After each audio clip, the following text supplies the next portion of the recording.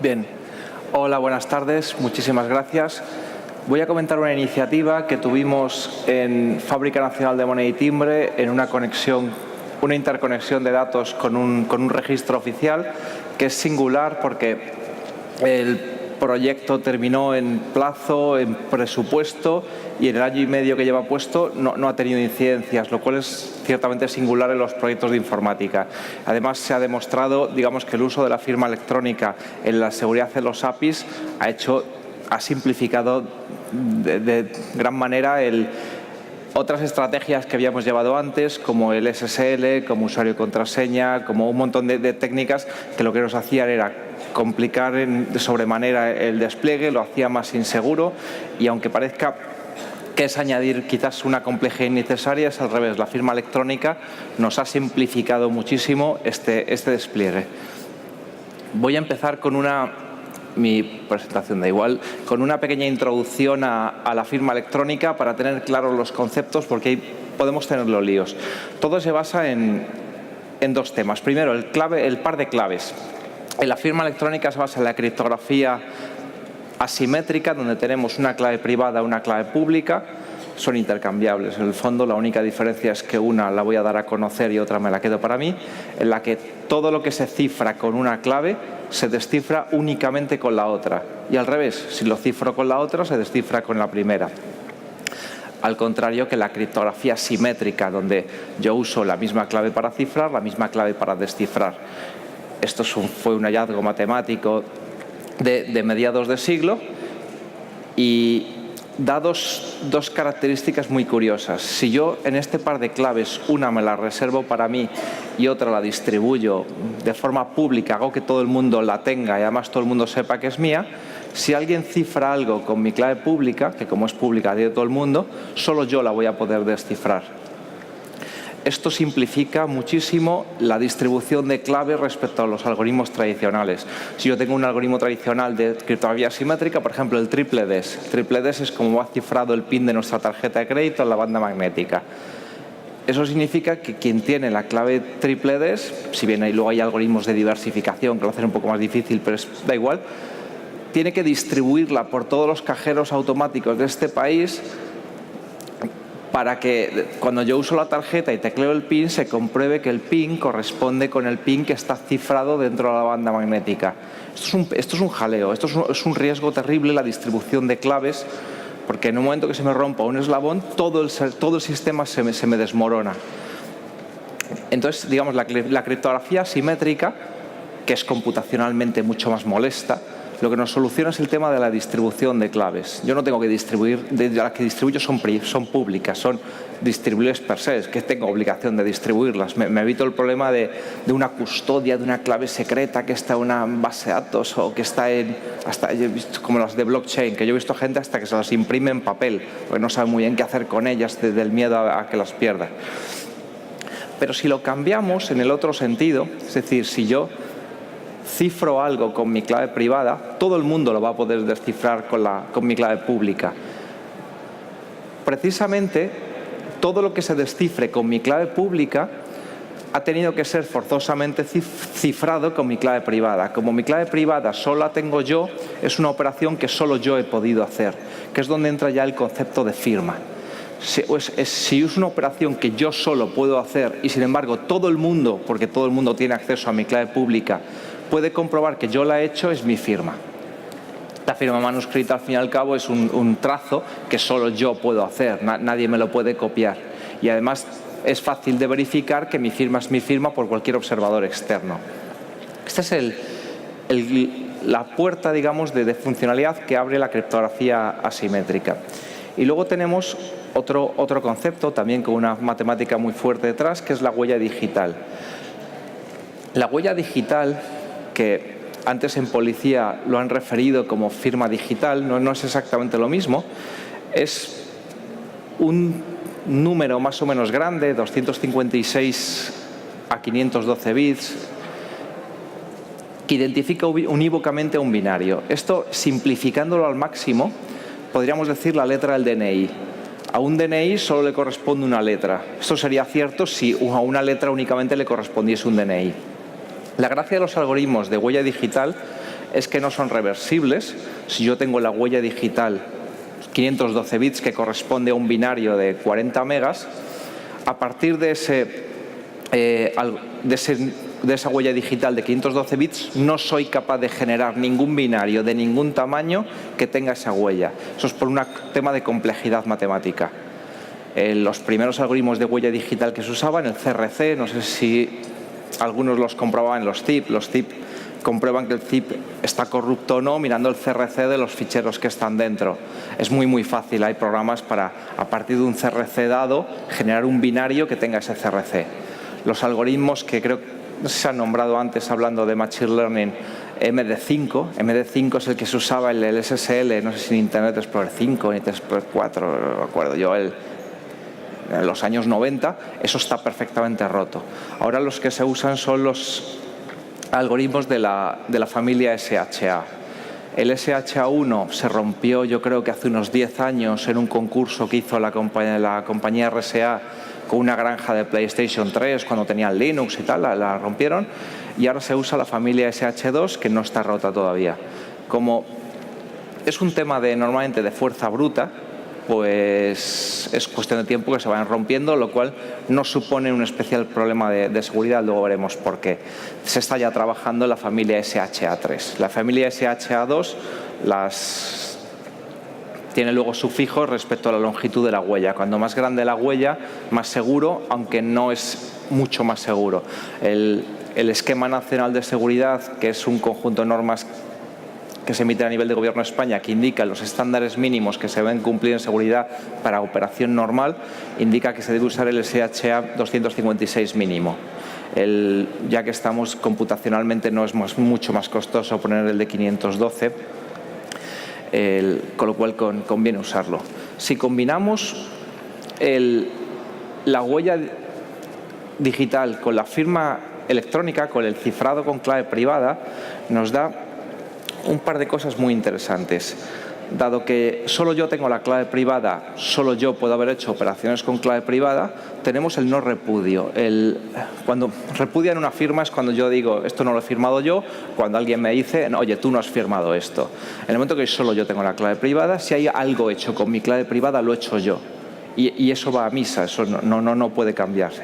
Luego, cuando yo lo que hago es, si hago una operación de cifrado con clave privada y lo que cifro es la huella digital de un documento, dado que esa huella corresponde a un único documento y a partir de la huella no soy capaz de generar un documento, por lo menos con los algoritmos actuales, eso quiere decir que la firma corresponde a un único documento. Eso también es muy importante. Igual que yo mi firma la plasmo en un documento y en teoría no la puedo quitar y ponerla en otra porque va a estar en el papel y no la voy a estar moviendo, aquí tenemos lo mismo. La huella va ligada a la firma por el cifrado RSA y la huella va ligada a su vez al documento porque corresponde con él.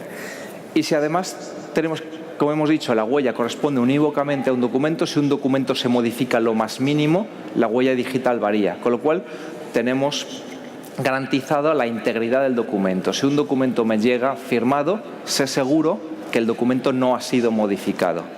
Entonces, digamos, acabamos de ganar con unas operaciones relativamente sencillas dos cosas muy importantes: el no repudio de las operaciones y la integridad del mensaje que estamos pasando firmado. Esto, llevándolo al caso del API, es muy interesante. No solo la firma no solo me va a identificar al firmante, que es lo que normalmente yo busco en la seguridad de los API. Oye, yo quiero que esto sea un usuario contraseña, que es algo que él solo conoce, pues en este caso la clave privada, que es algo que él solo tiene, pero un usuario contraseña no nos garantiza la integridad del mensaje. El mensaje puede haberse modificado en muchas áreas, mientras que si ponemos además firma electrónica, estamos controlando la identidad del originario del mensaje y además la integridad del mensaje en sí. Llevado un poco al mundo normal de los certificados, las si bien yo me puedo generar un par de claves, eso no tiene ningún problema, normalmente se recurre a un prestador de servicios de certificación, como puede ser Fábrica de Moneda y Timbre, Camerfirma, firma profesional, la Agencia de Certificación Valenciana, CatCert, que es la catalana, y CEMPE, que es la vasca, o una serie de empresas. El Ministerio de... Iba a decir el de Turismo, pero claro, no sé si es el de Agenda Digital, cambian de nombre a mitad de legislatura. Nos dice quiénes son, qué organismos son aptos para expedir certificados. Un certificado es únicamente una clave pública, una clave privada y unos datos de a quién pertenecen esos datos. Es importante el tema de a quién pertenecen porque eso ha sido verificado en un registro oficial. Cuando yo tengo un certificado a nombre de, en este caso, Juan Español Español, que está además emitido que tengo aquí por creo que este es de notario. Eso quiere decir que la persona que ha obtenido este certificado ha ido a una oficina de registro, ha enseñado su DNI, un registrador colegiado ha verificado que él es él, entiendo que mirándole a la cara y poco más, y le expide el certificado. Así que cuando yo digo que yo soy yo, no es que soy yo, es en el sentido de identidad, digamos, más español, en el que yo no soy yo como en el mundo anglosajón porque tengo una cuenta bancaria a mi nombre, etcétera, sino porque tengo un papel, en este caso mi DNI, que me los pide Cuerpo Nacional de Policía, que pone que yo soy Tomás. Por eso yo soy Tomás, porque Policía Nacional lo dice. En este caso es exactamente lo mismo. Este certificado dice que es mío porque hay una autoridad de registro que ha verificado mi identidad con mis claves. Además, este certificado, que contiene mis claves, mi clave pública y mi clave privada, ha sido a su vez firmado por la entidad que me lo emite. De tal forma que yo puedo comprobar que, oye, Tomás tiene esta clave pública, porque el certificado, porque este certificado que lo dice ha sido a su vez firmado por el Cuerpo Nacional de Policía, por la Fábrica de Moneda y Timbre, que son entidades en las que yo confío. Y yo confío porque me dice el Ministerio de Industria que confío en él, se publicó en el BOE y además en el Boletín Oficial de la Comunidad Europea. Y además, cuando a mí me llega un certificado, además de que esté firmado, yo puedo comprobar además que sea válido, porque los certificados pueden dejar de ser válidos por muchas razones. Yo mañana pierdo mi certificado, llamo inmediatamente a la Fábrica de Moneda y Timbre y digo, he perdido mi certificado, por favor denlo de baja. Con lo cual yo tengo además lo que se llama una autoridad de validación a la que yo puedo preguntar, oye, ¿este certificado con este número de serie está en vigor o no? Y me dice, no, está revocado. Vale, está revocado. Ahora todos hemos visto que ha habido una vulnerabilidad en los DNIs electrónicos, se llama vulnerabilidad Roca, por la cual las claves privadas no lo son tanto. Entonces, todos los certificados que sufren esta vulnerabilidad han sido revocados. Aunque están dentro de su periodo de validez y están correctamente firmados por Policía Nacional, están malos. Con lo cual, yo antes de darlo por bueno, llamo a la autoridad de validación del Cuerpo Nacional de Policía y le digo, ¿y este número de serie es válido o no? Y me dirá no. Entonces, acabamos de montar una estructura, digamos, de confianza muy, muy cómoda, porque nos permite verificar quién es el que está originando una petición, un mensaje. ¿Quién es? No en mi base de datos de identidad, sino quién es realmente. Si es una persona jurídica, aunque ya no hay certificados de persona jurídica, un apoderado, por decirlo, un representante, una persona física, un ciudadano, un profesional. Puedo tener certificados que estén expedidos a un médico, a un abogado, a un notario, a alguien colegiado. Y además lo que decíamos de la integridad de los mensajes. Otro concepto que sí que me gustaría introducir aquí es el sobre digital. Con el concepto de la firma que hemos introducido antes, hablábamos de cifrar una huella digital y no un documento completo. La razón para hacerlo es porque la criptografía simétrica es extremadamente costosa en recursos hardware. Si a mí me llega un PDF de 15 megas, no puedo cifrar con RSA, con una clave privada o con una clave pública sería para el destinatario, un documento de 15 megas porque se me hunde en temas de proceso la computadora. Entonces, hay una solución bastante buena que es el sobre digital y es, yo voy a generar de forma aleatoria una clave simétrica un triple DES, que es la que decía que se usa para el PIN de la tarjeta, una AES 256, que es uno de los algoritmos más duros de cifrado que hay ahora, son simétricos, pero no voy a darle a alguien la clave, oye, te cifro algo, descífralo con esta clave y te lo paso en un correo. No, sino que esa clave la genero de forma aleatoria, de un solo uso, y cifro esa clave con su clave pública. De tal forma que cuando le llegue el mensaje, lo que hace es descifra la clave asimétrica de cifrado con su privada RSA asimétrica y ya descifra con la clave que acaba de obtener todo el mensaje. Como esa clave es de un solo uso, no se va a volver a repetir, no pasa nada porque si el mensaje es desechable, si lo quieres guardar, pues guarda bien esa clave. Así tenemos, digamos, una combinación bastante buena de la criptografía simétrica y la criptografía asimétrica.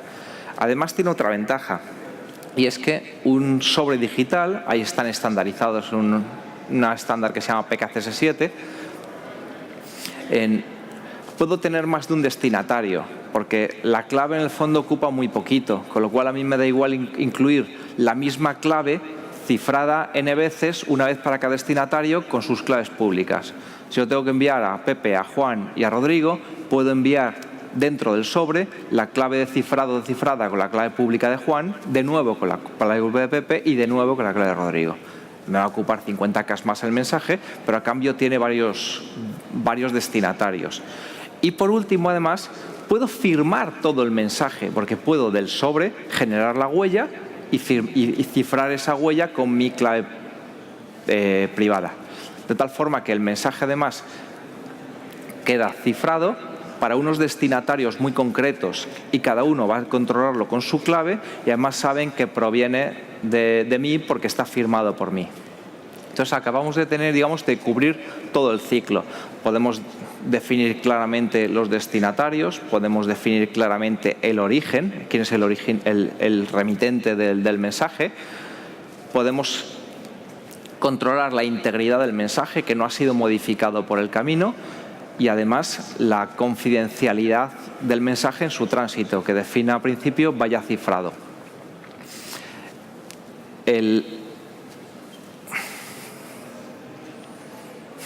Antes de seguir, por si luego nos suenan ciertas siglas. Los algoritmos de cifrado más usados es el RSA, sin duda. El DSA está en desuso y la curva elíptica, que es bastante más seguro, tiene un problema de adopción. Es que no es de común adopción ahora mismo, sobre todo porque el esquema nacional de interoperabilidad, no tanto el de seguridad, que es una serie de normas que están definidas a nivel de Gobierno de España que nos dicen qué algoritmos deberíamos usar todos para comunicarnos todos con todos, pues no está. Eso no quiere decir que si yo tengo un negocio de yo contra mi partner en otro lado, use los algoritmos que me dé la gana. Pero si quiero ser interoperable o decirle a la gente, por favor, conectaros, debería usar los algoritmos más estándares posibles. De todas formas, los algoritmos de curva elíptica, ECDSA, van a tardar muy poquito en llegar. Los algoritmos de huella digital, como hemos dicho, MD2, MD5, SHA-1, están completamente en desuso porque se consideran rotos. De hecho, creo que SHA-1 ya no, directamente en los últimos Windows ni siquiera te deja ponerlo. En los protocolos RSA se descatalogaron hace años. El actual es la familia SHA-2. El SHA-2 2.4 no lo usa absolutamente nadie porque tiene la misma complejidad matemática de cálculo que el 2.5.6, pero es más vulnerable, con lo cual, si me va a ocupar lo mismo, total. Yo recomiendo usar SHA-512. Y se está ya creando el SHA-3. Cómo funcionan estos algoritmos es la empresa RSA lanza un concurso donde las empresas presentan unos algoritmos, el que gana se le empieza a llamar SHA-3 y pasa a ser el estándar mundial. En el concurso entra IBM, entran matemáticos de premio Nobel. Lo que decíamos, los prestadores de servicios de certificación, es decir, quienes son capaces de expedirme un certificado, están homologados en España, están en esta URL, encontraréis a la Policía Nacional, al Ministerio de la Seguridad Social, pero también empresas privadas como por ejemplo el Banco Santander. Los algoritmos de cifrado simétrico, que os porque os suenen, el DES está completamente obsoleto. El DES se usaba en bancos, yo creo que en los años 80, se rompió con una máquina que llamaron Descracker, que por muy poquito, por 7-8 millones de pesetas costaba fabricarse la máquina en base a componentes más o menos comunes, rompía un DES, y esto obligó a toda la banca a crear un algoritmo nuevo que era el triple DES. El triple DES no es más que un DES aplicado 3 veces. No se partieron la cabeza. En vez de coger una clave DES de 8 bits, coges 3 y lo pasas primero uno, luego otro, luego otro. Acabas de subir la complejidad. Y el que se está usando ahora es AES, que normalmente es con longitudes de clave de 256. Y la firma electrónica tiene unas peculiaridades particulares. Lo que es el cifrado con la clave RSA no nos da información sobre quién ha hecho la firma. Normalmente, cuando tú haces una firma electrónica, no solo incluyes la huella digital cifrada con tu clave privada, sino que incluyes además una serie de metadatos, como por ejemplo mi certificado con la parte pública, no voy a distribuir mi clave privada evidentemente, el cuándo lo firmé, la hora, dónde, por qué. Y entonces, estos algoritmos del cifrado con la clave RSA privada se suele llamar PKCS1. Esto, digamos, se complementa con estos metadatos para crear una serie de formatos más estándares y mayores que a nivel europeo se llaman ADES, que es firma electrónica avanzada, Advanced Electronic Signature. Que tenemos SADES, que es una firma basada en XML, CADES, que es una firma binaria basada en ASN1. ASN1 es un lenguaje de descripción de datos binario muy al estilo de XML, pero binario. Y PADES, que no deja de ser una firma CADES metida dentro de un PDF para firmar los PDFs. Estos formatos están estandarizados a nivel europeo. A nivel americano, SADES lo encontraréis como XML-DSIG, CADES como CMS y PADES creo que lo llaman PDF y punto. No tiene un nombre especial.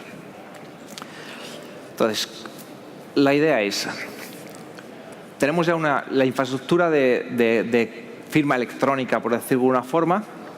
¿Por qué nos interesa sustituir el SSL por esto? SSL ya también funciona con certificados. En el fondo usa exactamente lo mismo por dentro, no vamos a engañarnos. Pero tiene, a mi juicio, unos cuantos problemas. Para que veamos cómo funciona, normalmente cuando nosotros el SSL que usamos a diario es SSL servidor. Yo entro en Google, en la barra del navegador se me pone un candadito cerrado, pincho en el candadito y me dice, oye, este sitio web es de Google porque la petición, la sesión se ha establecido mediante una firma electrónica y además VeriSign, o no me acuerdo quién es el prestador que dice que Google es Google. Porque si no, claro, yo me hago un certificado, digo que soy Google y Google es Google. Además hay una extensión del SSL donde además de pedirse un certificado al servidor, se le pide un certificado al cliente. Si alguna vez habéis entrado en la agencia tributaria o lo que sea, para pagar impuestos o lo que sea, que te pide el certificado al cliente. En este caso, se está identificando a ambas partes, se están usando firmas electrónicas, huellas digitales y por debajo una serie de cifrados para garantizar el transporte. Y en HTTPS. Y esto, digamos, nos garantiza exactamente lo mismo que la firma electrónica. A mi juicio, tiene varios problemas. El primero, que es a nivel de transporte. El SSL, lo establezco, está por debajo del HTTP. Está el HTTP, cuando decimos HTTPS es HTTP y por debajo está el SSL. Eso quiere decir que en mi aplicación yo apenas tengo control sobre el SSL, lo tengo sobre el servidor web. El servidor web lo puedo hacer que el servidor web le pase parte del control al servidor de aplicaciones y el servidor de aplicaciones ya le pase la información necesaria a mi aplicación en caso de un tráfico web. Es decir, yo puedo poner un frontal Apache que coge los certificados de SSL, se los pasa al Tomcat y el Tomcat me los pasa a mí. El control lo pierdo por completo. Ni siquiera puedo decirle qué certificados quiero ni qué no. Es extremadamente molesto. De tal forma, a mí me puede interesar de alguna forma prescindir por completo de la seguridad a nivel de transporte y meter la seguridad a nivel de aplicación.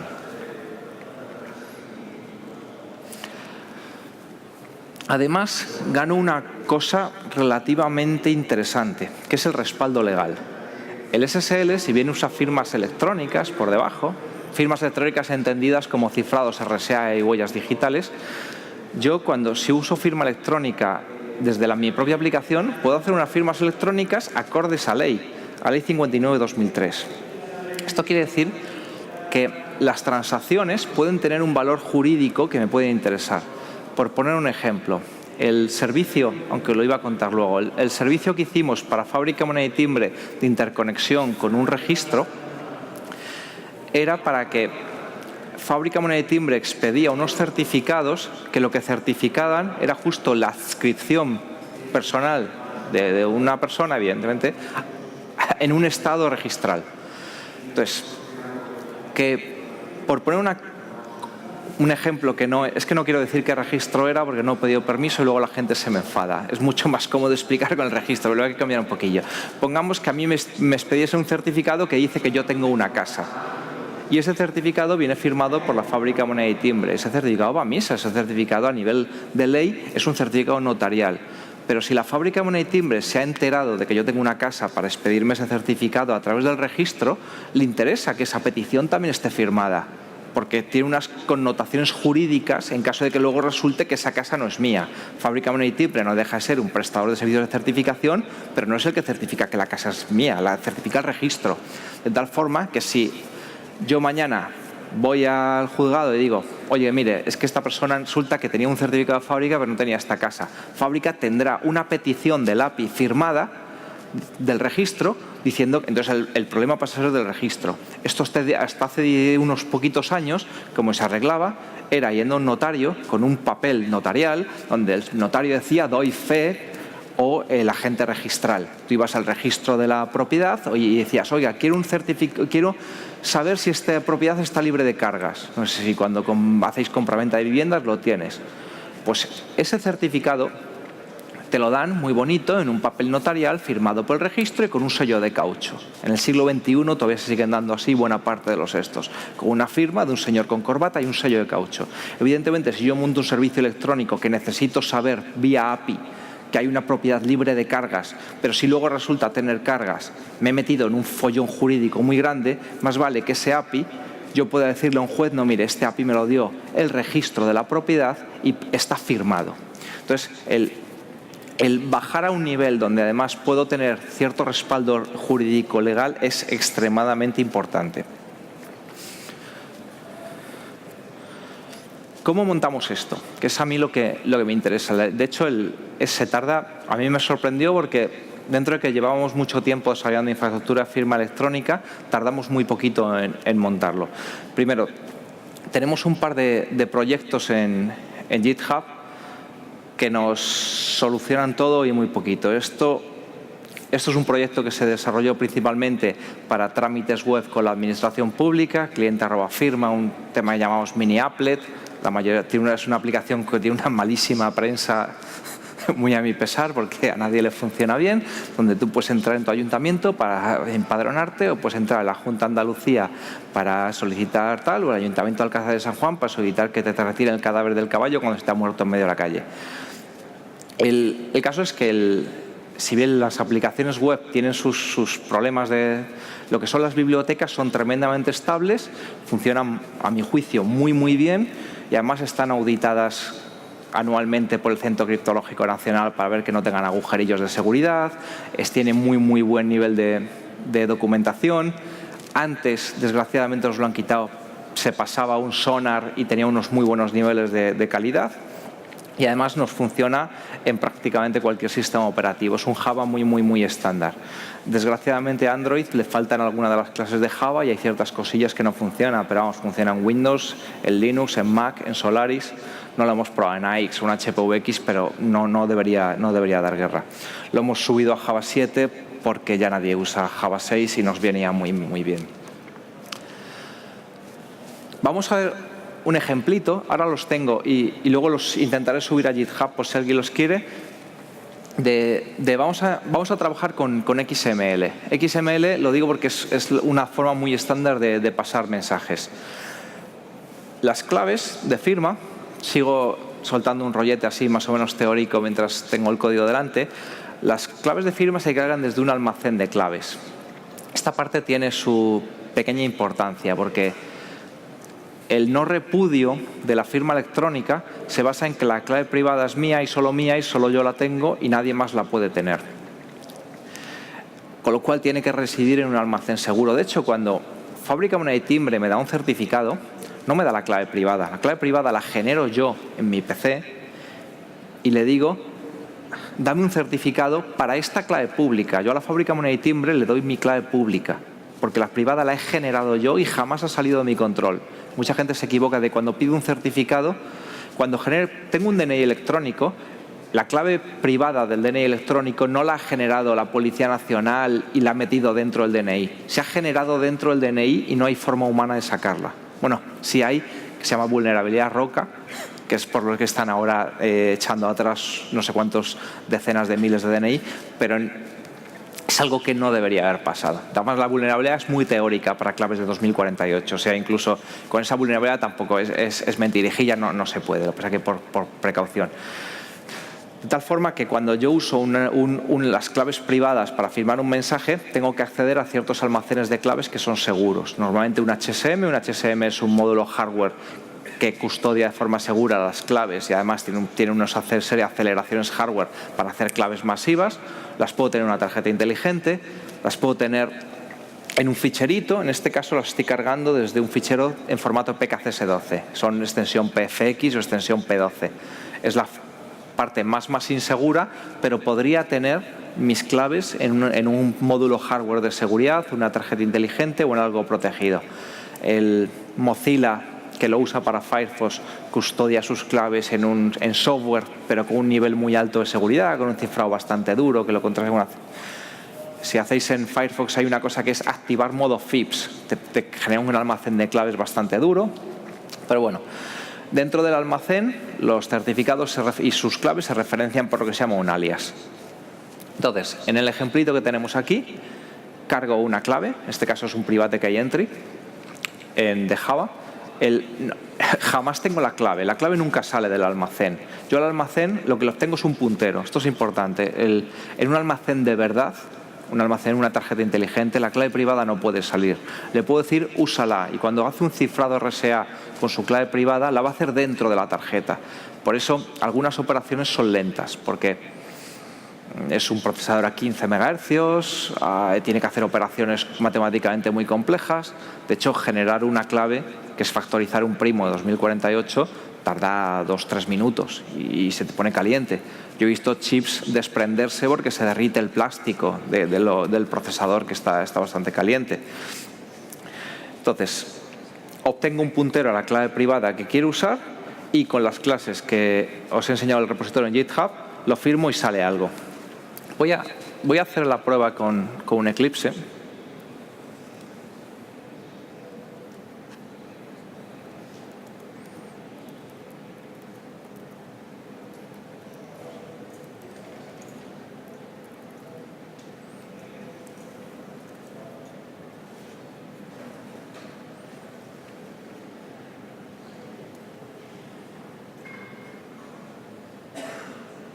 Pues ha terminado ya y me debe aparecer en el temporal.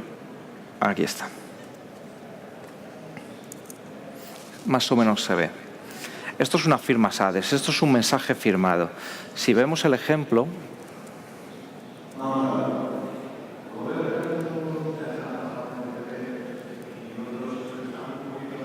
he firmado Hola Mundo y lo que me genera es todo esto.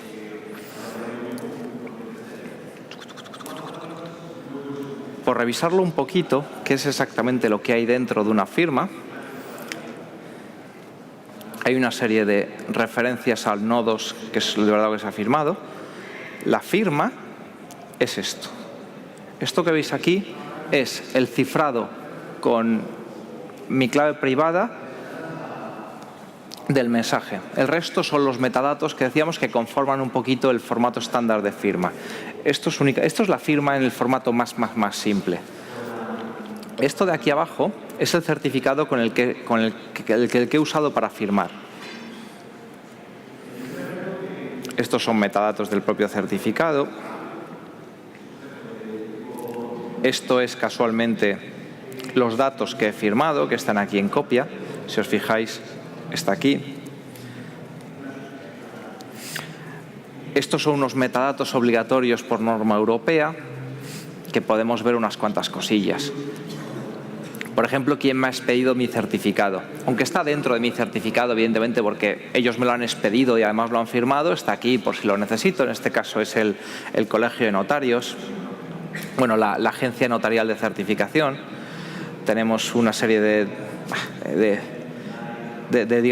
metadatos adicionales.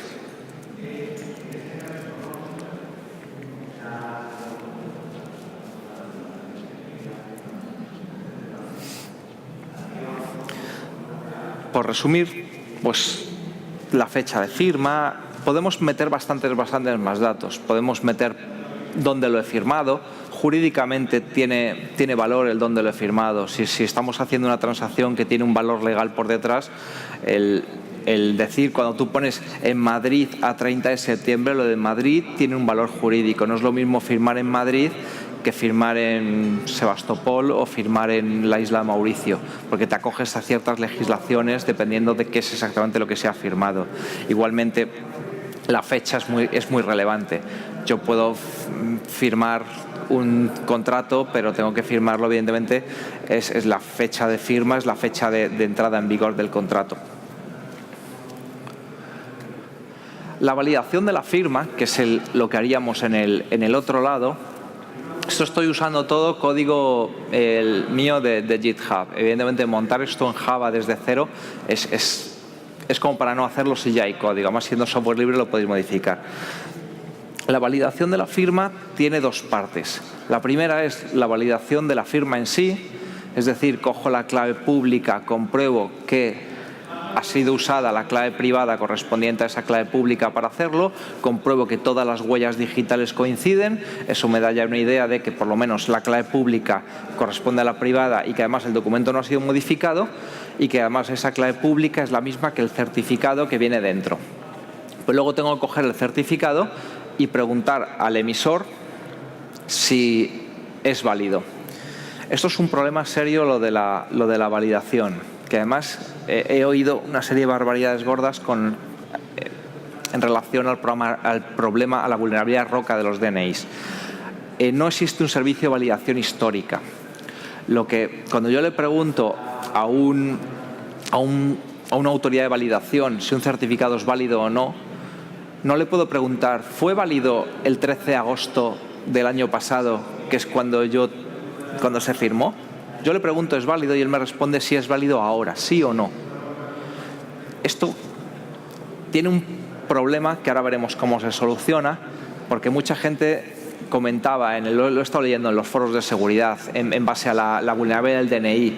Si yo ahora mismo tengo una firma hecha con el DNI, y acaban de revocar los certificados, pero yo la firma la hice antes de la revocación, ¿cómo sé si era no? Es decir, por simplificar el ejemplo, si yo firmo hoy que soy apoderado de mi empresa, firmo un documento, mañana me despiden, y ¿cómo sé yo si el certificado que dice que yo soy apoderado de mi empresa era válido o no en el momento de hacer la firma?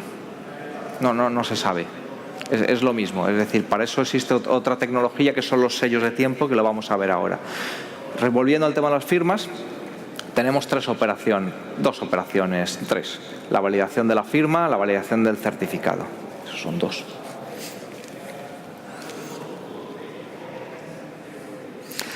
Así, cuando yo monto un diálogo entre dos partes de un API, tengo que decir varias cosas. Primero, si necesito saber la identidad de una persona sí o sí, me tengo que apoyar en un prestador de confianza. Si lo que necesito son identidades mías, pues yo mantengo, oye, tú eres tú, déjame tu clave pública, ya sé que tú eres tú y punto. Ahora, si yo lo que necesito es hacer un API en base a unas identidades que me compruebe un tercero, lo necesito a través de un prestador, con lo cual las partes tienen que tener certificados emitidos por un prestador. Y luego, una vez, yo necesito además con el certificado saber si ese tío es un usuario mío o no. Si lo hago con un certificado, puedo obtener su número de DNI del certificado, sabiendo que, como el certificado lo ha pedido a alguien de confianza, si ese de confianza me dice que ese es su DNI, pues ese es su DNI. Si no, pues me guardo su clave pública y le digo, oye, mira, tú eres tú porque tengo tu clave pública. Lo que decíamos del equipo de la fecha de firma. La fecha de firma tiene bastante relevancia. Pongamos que el ejemplo que os decía, yo estoy obteniendo un certificado que dice que una propiedad está libre de cargas y eso está firmado. Evidentemente está libre de cargas a una fecha, yo mañana me puedo haber endeudado. Entonces, ¿cuándo obtuve ese certificado? Vale, lo que he firmado, pongamos que el texto que he firmado incluye la fecha de firma. Ya, pero ¿y quién dice que esa fecha, quién dice que el 13 de enero es el 13 de enero? ¿Lo está diciendo una de las partes? En este caso el registro mercantil, el registro de propiedad. Para eso se utilizan los sellos de tiempo y las autoridades de sellado de tiempo. Es decir, hay una entidad externa o otro punto más que certifica el momento en el que se ha hecho la transacción y es un tercero de confianza. No es ni el que origina el mensaje ni el que lo recibe el que, digamos, certifica el momento en el que se ha realizado la firma. La desventaja de las autoridades de sellado de tiempo es que normalmente cobran por mensaje. Entonces, su uso hay que valorarlo mucho. Hay TSAs gratuitas, jurídicamente en España tiene una validez bastante limitada, evidentemente es mejor que nada. En España creo que solo queda una autoridad de sellado de tiempo gratuita con validez jurídica completa en España que está certificada por el Ministerio, que es la Generalitat Catalana. Valencia estuvo un tiempo dándolo gratuito y lo ha quitado, pero creo que está limitado por API. O sea, creo que si haces más de 40 peticiones por hora o una cosa así, te lo cortan. No lo sé, nunca he hecho la prueba. Afortunadamente, nuestras clases soportan la generación de sello de tiempo. Básicamente, cuando firmo, le paso en un objeto de propiedades de Java una serie de parámetros, la URL y Cuando se dice algoritmo hash es porque a la autoridad de sellado de tiempo no le paso toda la transacción para que me la selle, le paso solo la huella digital de la transacción, con lo cual el tráfico con la autoridad de sellado de tiempo es muy limitadita. Vamos a ver otro ejemplo.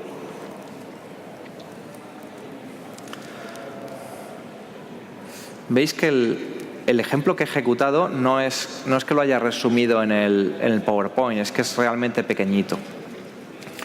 Voy a ejecutar antes la validación de firma. Lo que pasa es que la validación de firma creo que no hace absolutamente nada, como mucho dice que es válida, suponiendo que sea válida. Firma correcta y el certificado.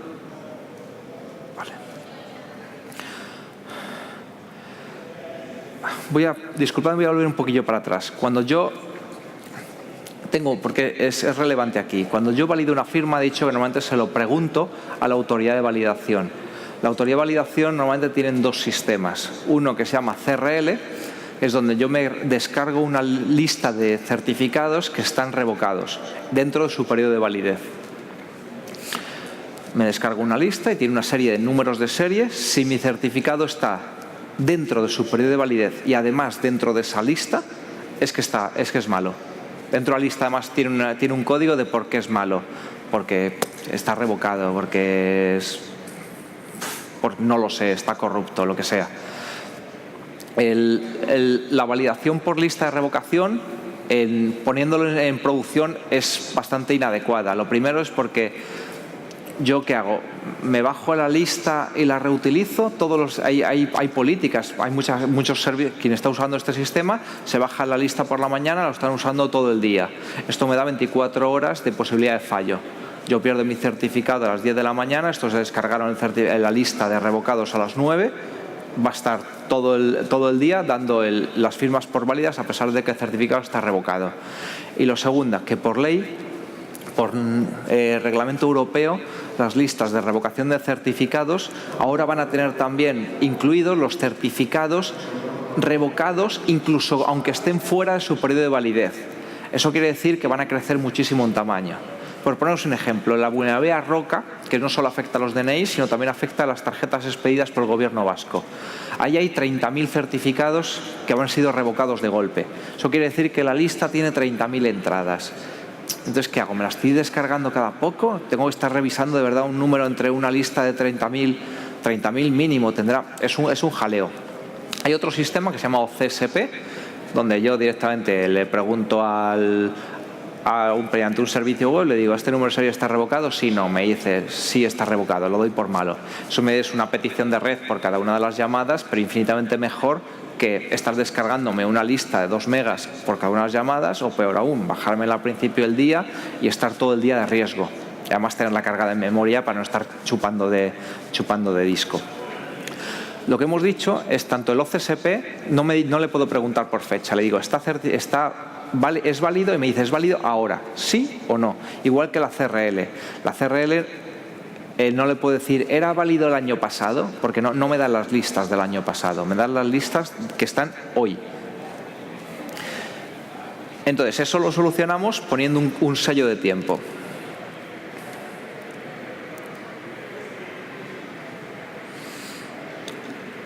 En este caso,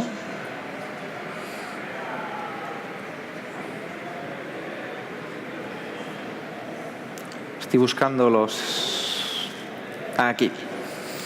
Le voy a pasar la URL del servicio de sellado de tiempo, en este caso el de la Generalitat Catalana. Ya os digo, es el único gratis que más o menos tiene aquí una validez fuerte en España. La política de sellado de tiempo. La política de sellado de tiempo se identifica mediante un OID, que es un número de este estilo. No tengo muy claro si hay varias políticas. Este número de política lo que dice es que lo que CADCERT certifica es la existencia de un documento en un momento dado. Claro, el CADCERT lo que no puede saber es, no certifica como tal el momento de firma, pues yo lo puedo firmar hoy y mandar a sellar mañana. Hay 24 horas de diferencia. Lo que sí que se suele hacer es, la firma tiene una fecha, el sello tiene otra fecha y existe un tiempo máximo que legalmente se da entre la firma y el momento del sellado. También puede ser muy pirata y firmar hoy con fecha de mañana y mandarlo a sellar mañana y te da que la firma es válida y que la firma es mañana. Eso tampoco tiene mayor complicación. Entonces, con estos datos de CADCERT, creo que tengo red. Sí. Voy a borrar el temporal para no confundirme con este.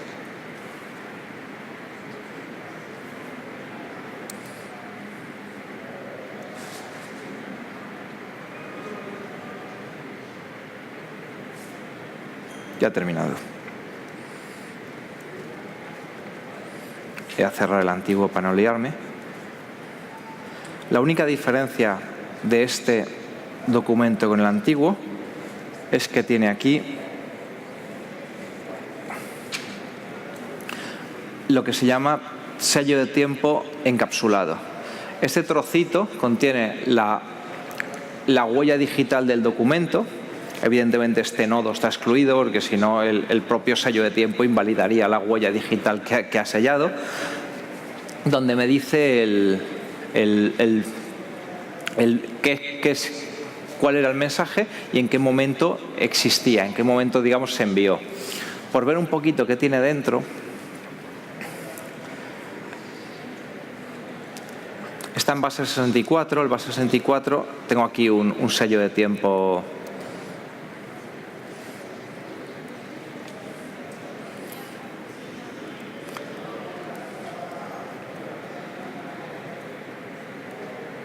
Aquí. Esto es lo que me devuelve la autoridad de sellado de tiempo.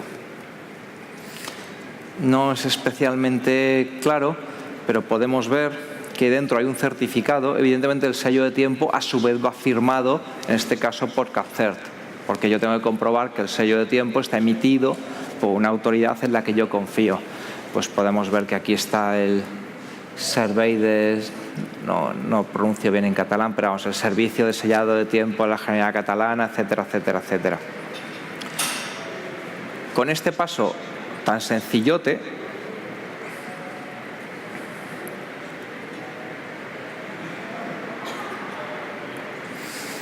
acabo de tener ya, digamos, el pack completo. Consigo saber quién hizo la transacción, que la transacción no ha sido modificada y en qué momento se hizo, y todo esto no con un log de servidor, sino con una serie de evidencias que me dan seguridad jurídica en las transacciones. Y todo esto a un coste de software de cero, porque es software libre. Estamos viendo los ejemplos, son 25 líneas, y en el fondo lo puedo montar con servicios gratuitos perdiendo un poquito de seguridad jurídica. Es decir, los certificados, no quiero pagar por un certificado, no sé cuánto vale un certificado, pero vale 3 pesetas, aún así me lo quiero ahorrar. Genero yo los certificados, hay herramientas 1000 en Internet, hay gente que te emite certificados gratis en Internet. Tengo el servicio de sellado de tiempo, igual, no quiero tirar, Cacer no sé qué tope tiene, pero no quiero tirar de ninguno. Para que nos hagamos una idea, un sello de tiempo suele costar unos 20 céntimos de euro. Eso para mí me parece carísimo, porque me parece que si lo meto en un API masivo donde esté generando transacciones continuamente, 20 céntimos se me va. Pero puedo tirar de TSAs gratuitas que tienen el API abierto. Puedo montar yo mi propia TSA. Si quedamos entre todas las partes, oye, nos fiamos de una TSA, se venden incluso con hardware, GPS, que coge la hora del GPS, o que se conectan al Real Observatorio de la Armada, que es quien da la hora oficial en España. Pues podemos tener digamos, la seguridad de la hora.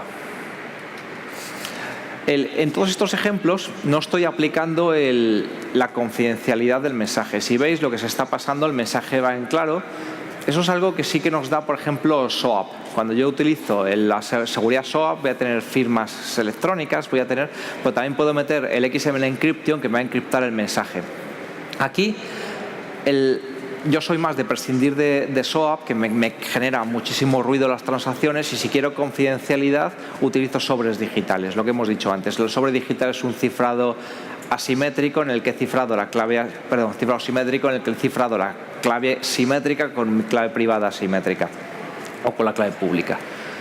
Entonces, un sobre digital igualmente con lo que tenemos es sencillísimo de generar. Igual, en este caso cojo la parte pública del certificado para el destinatario y genero el sobre. En este caso el sobre no lo estoy firmando, pero vamos, la generación de un sobre firmado es exactamente igual.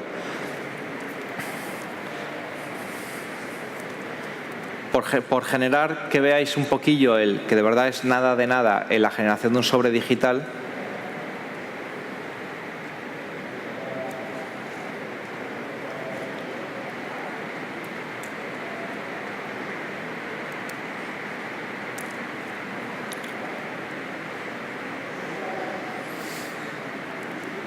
con este código genero el sobre y lo abro. Estamos hablando de 90 líneas, incluyendo los comentarios y el inicio de la clase. 90 líneas de código. Es absolutamente nada. La apertura del sobre digital es casi más sencilla. Cargo mi almacén de claves, tengo que usar el almacén porque la tengo que abrir con mi clave privada, abro el sobre y saco los datos. No tiene mayor complejidad. Una cosa interesante que conviene saber es, ahora mismo el XML está cayendo en desgracia respecto a JSON para los mensajes. ¿Por qué usamos XML? La principal razón es la canonicalización o canonización, o como lo quieras traducir al castellano. Básicamente es, dado que la más mínima modificación en el mensaje haría que no coincidiesen las huellas, con lo cual diésemos las firmas por malas, necesito eliminar todos aquellos datos que no sean significativos en el mensaje y que si alguien los toca me puedan molestar. Los retornos de carro, los tabuladores, los espacios no significativos al final. Todo esto me harían que el sistema me dijese que el mensaje ha sido alterado. Esto, por ejemplo, cuando hicimos el proyecto en Fábrica Moneda y Timbre, nos llegaba esto fue el único problema que encontramos. Nos llegaban los XMLs sin canonizar.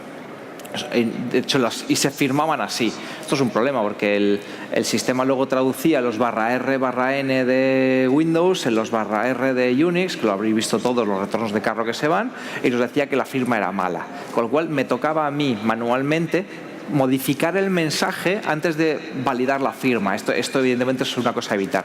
Entonces, esto se soluciona canonicalizando el XML. Hay una serie de estándares del V3 que te dice cómo se hace.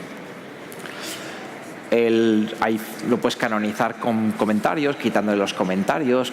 Hay una serie de formas. De tal forma que si a mí me pasas un XML, me da igual que me metas espacios, me metas retornos de carro, me metas tabuladores, la huella digital va a ser exactamente la misma, porque la huella digital no se calcula directamente. Primero canonicalizo y luego genero la huella. En JSON no tiene una forma canónica. JSON pasa lo mismo, los retornos de carro no son significativos, ni los espacios, puedo poner espacios al final, delante de tabuladores. Pero no hay un estándar, en este caso sí lo tenemos, que es del V3, para canonicalizar el JSON. Lo que he visto yo que está haciendo la gente es, cargas el JSON como una clase Java y la escribes. Si todos usamos el mismo motor JSON, después de cargarlo y escribirlo, van a generar exactamente el mismo JSON, aunque hubieses metido espacios en el origen. Esto es muy cutre y te obliga a todos a tener exactamente las mismas clases de JSON en el otro lado. Está usando las de Java 8, que son las de Glassfish, que parece que lo hacen de forma estándar, pero no nos lo garantiza. Con lo cual, si yo desarrollo ambas partes, más me vale meter el código JSON dentro del código y no dejarlo en manos del JRE, porque cuando lo deje en manos del JRE, mañana en Java 10 me hacen un cambio en cómo se escribe el JSON, me meten un retorno de carro, un espacio al final, un /0 o lo que sea, y las firmas ya no me coinciden. Y ahora os cuento un poquito qué hemos ganado aquí en Fábrica, que yo creo que es lo más importante. Lo primero, montamos el proyecto en menos de un mes y en menos de un mes está funcionando y sin problemas. Es muy sencillo, te lo habéis visto. Cada operación son 60 líneas de código. En este caso, las claves las teníamos en disco en un fichero PKCS12. Bastante inseguro, pero bueno, ellos confían en la seguridad de sus servidores, que no se les va a colar nadie. Sabíamos que el mensaje venía del registro. Cuando nosotros le enviábamos un mensaje al registro, el registro sabía que venía de nosotros.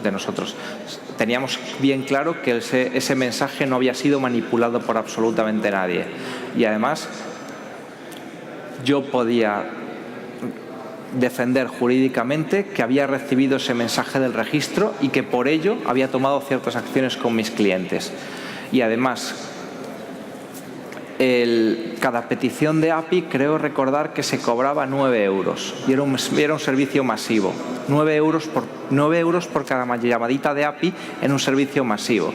Cuando al final del ejercicio me cobren 700.000 euros, que no es poco, o millón y pico, yo puedo querer pruebas para saber, porque aquí un ataque en el que alguien haga peticiones a mi nombre a 9 euros por llamada, os podéis imaginar el coste que me supone. Me entra un pirata, lo mete en un bucle for y me ha hecho 40.000 llamadas de golpe. Pues 40.000 a 10 euros o 400.000 pavos, casi 350.000 euros de gasto que me ha originado porque han conseguido meter en 2 minutos un script haciendo. Evidentemente, la firma me permite a mí luego en la factura defender. Yo tengo mi registro, él tiene su registro y todo lo que no esté firmado por mí no me lo cobras.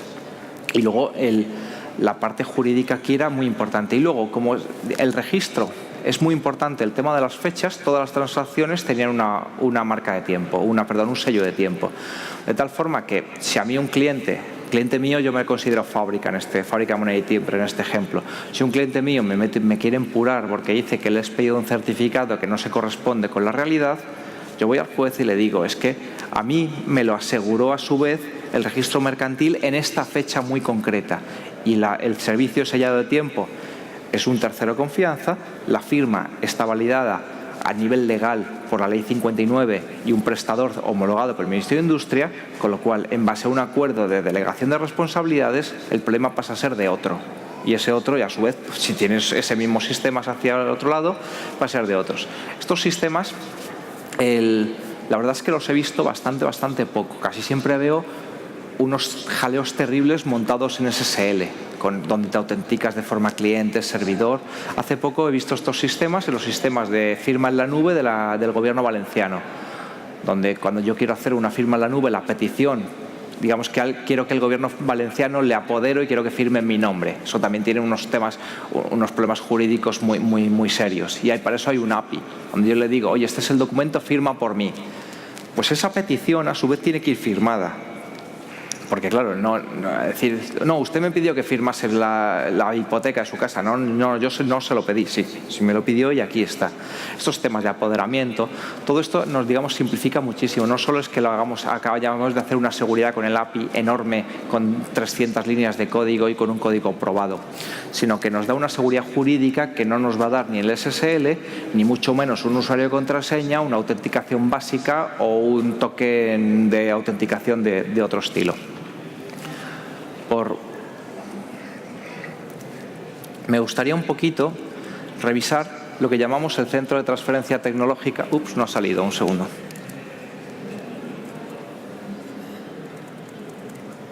El centro de transferencia tecnológica del Gobierno de España. El centro de transferencia tecnológica es donde ahora, a partir del decreto Cora y una serie de jaleos, se decidió regular, normalizar el software que se genera en la administración pública para que el software que pagamos entre todos sea software libre. Hay una serie de proyectos, la mayoría del software que hay aquí tiene muy poquita actividad, muy poquita. Si nos vamos, la mayoría, si lo veis, son líneas planas, pero casualmente el proyecto de firma, que se llama Cliente a Firma, es un proyecto con bastante actividad.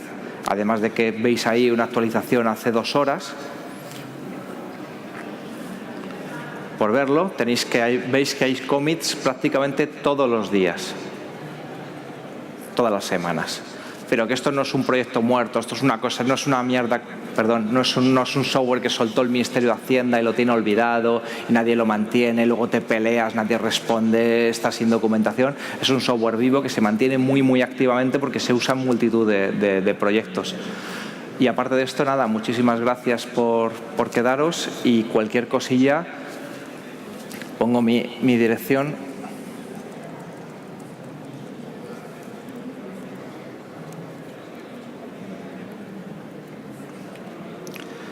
Cualquier cosilla, yo colaboro en estos proyectos ahora mismo, no colaboro en base a un contrato con el Ministerio de Hacienda ni a un contrato con el Ministerio de Industria, colaboro a nivel personal con estos proyectos de firma, ayudo a gente a montar soluciones de firma. Me refiero que esto no es un tema de vender, yo creo que están bastante bien hechos y que cualquier cosilla que consideráis que os pueda ayudar a montar, a implementar infraestructuras de ese estilo, no dudéis en llamarme, en preguntarme dudas, en invitarme a algo, a lo que consideráis. Muchísimas gracias.